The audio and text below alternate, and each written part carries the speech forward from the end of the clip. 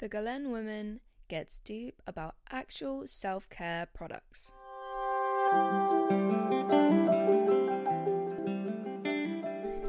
I feel like I'm having my most Galene moment right now. Because of course I am sat on my mother's bed as usual. But I've got my PJs on. I have a cup of tea, but it's gone a bit cold, but you know, it was there. It was vibing. I have my hair in a mask and I'm planning on having an everything shower after this recording. I feel right now like I am the embodiment of my brand. Hi, I'm Cole, your host for the Galene Woman podcast, your self-care bestie, the person who's always advocating for your personal peace and hopefully coming out with some helpful stuff along the line to build your most peaceful self. Before we get started, this podcast is obviously all about self-care, and therefore, while you're listening in, take some time to do a little something for yourself just for the next 30 minutes or so, depending how long I ramble on. Paint your nails, have a shower, put your pen down for just like 5 minutes, close the laptop screen, something to that extent, just so you can say you took time for yourself today, because it really is important, because you deserve it, and I will say that at least 4 times throughout this podcast. Alrighty, okie dokie, now that is out of the way. Self-care products, getting real deep, getting real about what that actually means, why people think there are self-care products, what they think they are, all this kind of jazz, what I think it is, what's most important, all that jazz. Perhaps the phrase self-care products is the vaguest thing I've ever heard, because to me, self-care is a holistic thing. But I think a lot of people, when I say a self-care product, they think skincare, they think hair care, maybe sometimes fitness stuff. Sometimes it's just having a planner. That means you're doing a little bit of self-care, you know. I kind of think it depends on who you are as a person, but oh my God. As a platform, as a blog, as a podcast, as a community on the internet, the amount of times I get asked, what are the self-care products that I should use? I don't even have a list, but it would be very long. All the time. I get this asked all the time. People want to know if I know that there is something out there that will solve all their problems. Well, I'm really sorry to burst this little bubble, but I genuinely do not believe that there is a single thing, a single product that will be your solve-all. Sometimes, you know, I think because we do all have that kind of, oh, if I have this, that will solve all my problems kind of mentality, you know, it makes it very difficult to broach something when you know that there's kind of multiple parts to it. But sometimes it is right. Sometimes there is kind of a key component, maybe medication, maybe waking up at a specific time. It can make a difference. It can really, really change the way you view your life. However, to be honest, I really, really, really, really, really struggle to assume or to pinpoint a specific thing that can solve your self-care issues. I think if you're listening to this podcast, what you're looking for is a life that's going to make you feel like you're caring for yourself. And I don't want to lie to you. I don't want to give you false hope and false information in that there's going to be a few things that you probably need. I'm not talking about physical products here. I'm talking about holistic stuff. But whether this is your first time on the podcast or the 10th, you will know that me calling self-care as an activity is something I do all the time. And therefore, saying that a product, a physical thing, is the answer to anything, or the thing that makes your self-care, just not the mentality I follow. The way we look after ourselves, what we call personal time, personal care, it needs more to feel fulfilling. I think that's the bit that really gets me. You know, I will always stand by that it's totally unique to you, what's going to make your self-care feel fulfilling. And maybe that is involving products, which we'll obviously get into, but I really just want to lay the foundation. Self-care is a practice, not a product. And the more you can embrace the idea that it's an ever-evolving thing that you will include in your life, it's always going to be a fun, positive thing.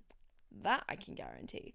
But the more you can see it as something that is continually supporting you rather than an individual thing, the better relationship you're going to have with it, and a better relationship you're going to have with giving yourself personal time. That's for sure. So basically, when someone tries to sell you something that is guaranteeing you peace, just take it with a bit of pinch of salt. That's all I say. However, the title of this episode is not me saying that products are wrong. The title of this episode is me telling you what you can use, if you want to use it, to help and support and curate a self-care routine, a self-care ritual that actually feels really good for you. I do believe there are some self-care basics that the majority of people will either already have, and that is a big plus for so many of us out there, or can actually go out and buy if they're in the space to be able to do that. And they really can truly become the foundations of what you rely on week to support your self-care. And, you know, they're kind of aids, they're tools. I think that's the better way to look at it. I think that's perhaps the best thing I can say about products is they are your tools in self-care rather than they are the essentials, if that makes sense. Okay, first up, we're going to start with the big one. We're going to start with the one that I think 90% of people, when they think of self-care, will think of, thanks to TikTok, thanks to Instagram. That is skincare. It's a lot of people's go-tos, and I get it because it's kind of one of those ritualistic things. You do the same cleanse, moisturize, SPF, cleanse, treatment, moisturize, whatever your routine is, pretty much every single day. Well, you should be doing it every single day because your skin needs that love and care, and it's also such a good point in your day to kind of slow down for a second and actually think about it. But in terms of the physical products, I am not a big or go home kind of girl. I stand by simplicity. I always will. Your skin is an organ. It likes normal, calm, regulated things. It doesn't like crazy ass, products filled with XYZ and whatever. I do recommend really researching what's in your skincare. That is something I will always promote. And, if you have the ability to do so, being sustainable with your skincare is something that I highly advocate, because there's so much stuff that gets put in skincare that's ultimately permeating your skin, going into your system, that isn't good for you. And, if you have the ability to adjust what you use, I would definitely recommend that. My standby go-to, always on my list for self-care in terms of skincare, will be good moisturizers, a day and a night cream. I am one of those people. Good cleansers. Always. Something about washing your face just makes me feel so damn refreshed every single time. So always stand by cleansers. And the occasional treatment. Unless you have a specific skincare condition, or, you suffer with rosacea or acne, or, anything that could leave a permanent scar, create damage, anything that is genuinely causing you distress and is not good for your skin. Ultimately, it's normal, but it's controllable. You know what I mean? Unless you're in that circumstance, you really don't actually need anything serious. To give you an idea, obviously I'm 21. I use moisturizer, cleansers, SPF, obviously, and I also use a 0.05, okay? Just to put in perspective how low that is, 0.05% retinol. And I have only done that since turning 21. I would not be doing that on any other skin, especially if you don't suffer with any skin conditions, until you're kind of getting into your 20s. And even then, keep it really low. You don't need harsh exfoliants. You don't need an AHA. You don't need this, that, and the other, because it will dry your skin out and it will cause it to react. And, many people will sit here and say, well, I've been using this and it's fine. Okay, cool. You do you. But genuinely, if you're struggling with your skincare and you've tried everything, go back to the basics and work from there instead of trying every single trending product out there. I don't want snail mucin on my face right now. I don't want glycolic acid anywhere near my skin right now. Not because they can't be really helpful products, but just because I don't think that's what my skin needs right now. And I don't think it's what most people's skin needs. The reason I think skincare is such a good foundational self-care thing is because it can be so simple.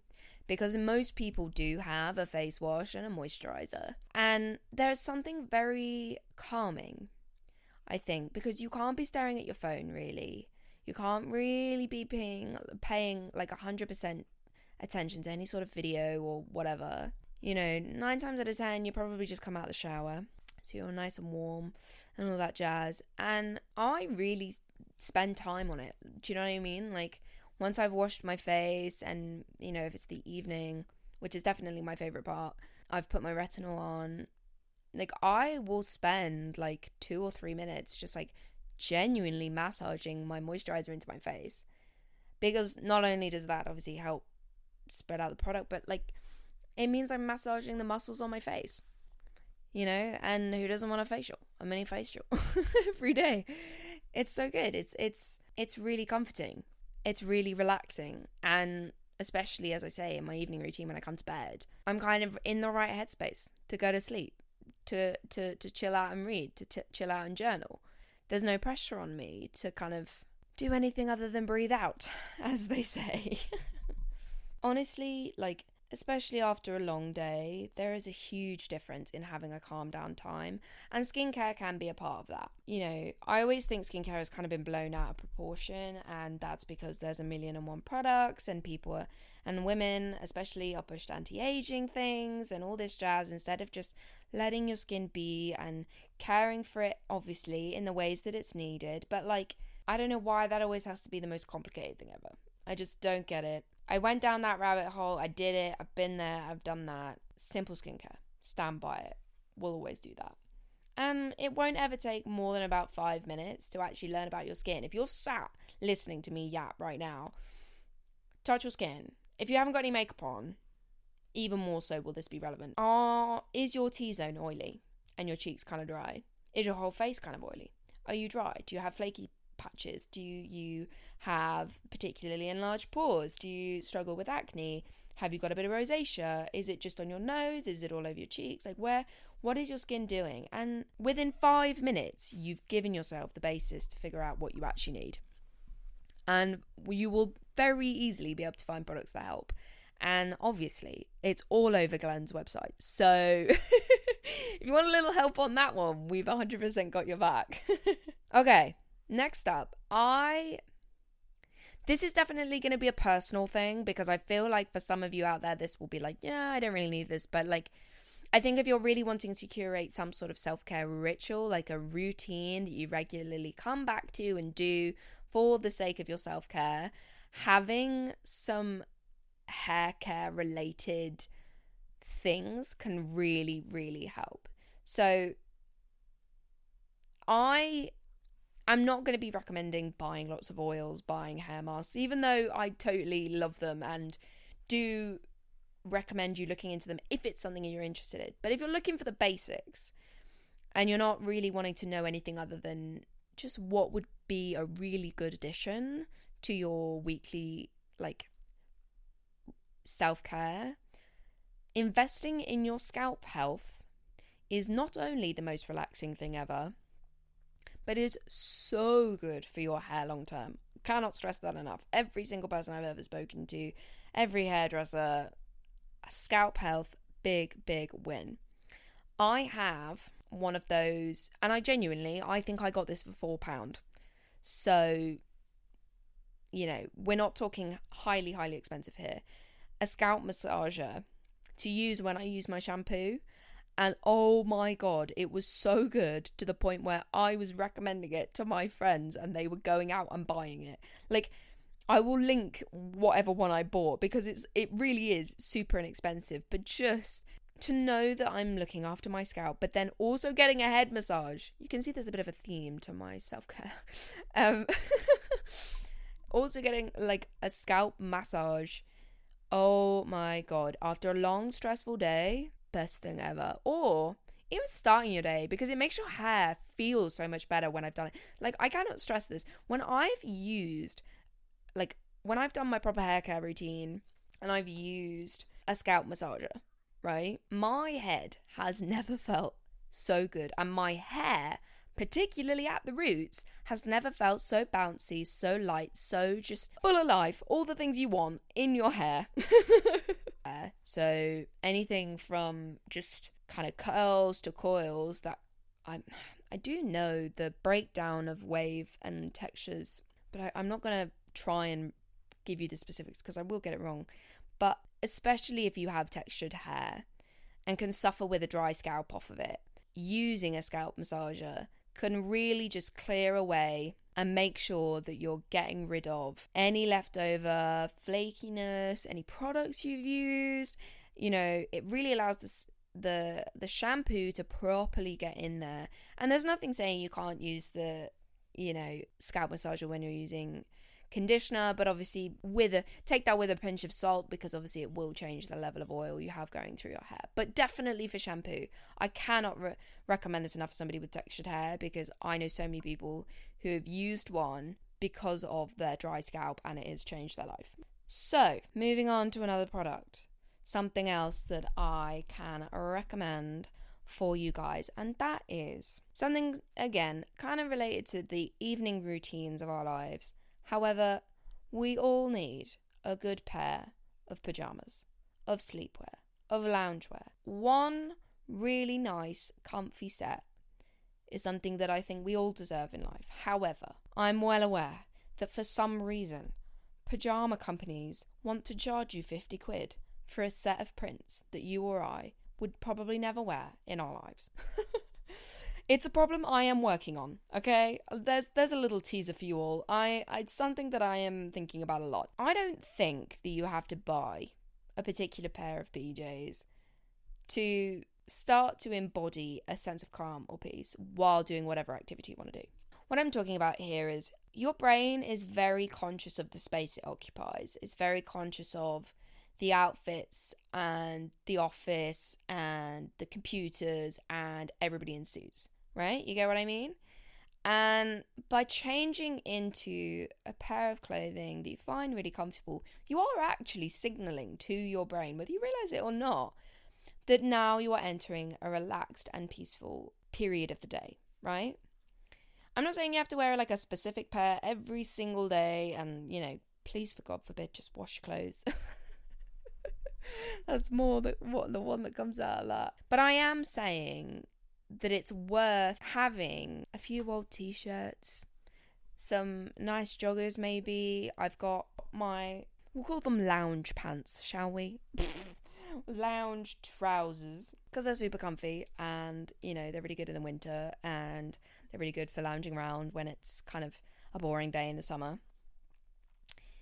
I just think, it's so easy to feel like a slob when you put those kind of clothes on, but I feel like if you're intentional with it and you really are about to engage in something that is relaxing, i.e. you've made yourself a brew and you're going to go watch, an episode of your favorite TV show, and like for half an hour, that's what you're going to do, and then you're going to go to the gym. Brilliant. That is when you should stick those clothes on, okay? That is when changing into a comfy outfit is actually really worth it, and you absolutely should do it. I really do believe, because you're giving yourself the space. It's almost like a mental cue. Do you know what I mean? You're putting on the clothes. This is your brain's indication. Oh, okay, I can actually relax for a bit. I can sit and chill.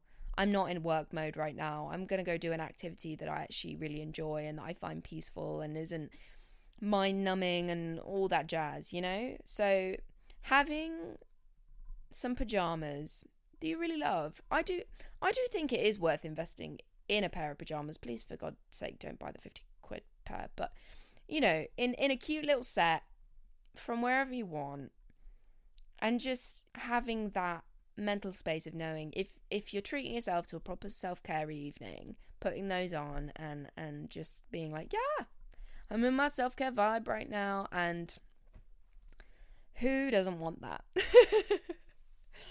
The next one is probably one that, again, most people will probably already have, but I severely judge people for their choices in this, because not for any other reason than, like, why does every candle smell like dishwasher soap or like laundry detergent? Like, I don't want my room to smell like my laundry. Like, yes, in some instances I want the soft cotton smell, but like when I'm trying to create a cozy vibe, you know, I love the autumnal smelling candles. I will always be the person that buys the kind of cinnamony, apple, pumpkin, spicy candles, and you only need one of those things because they're so damn strong.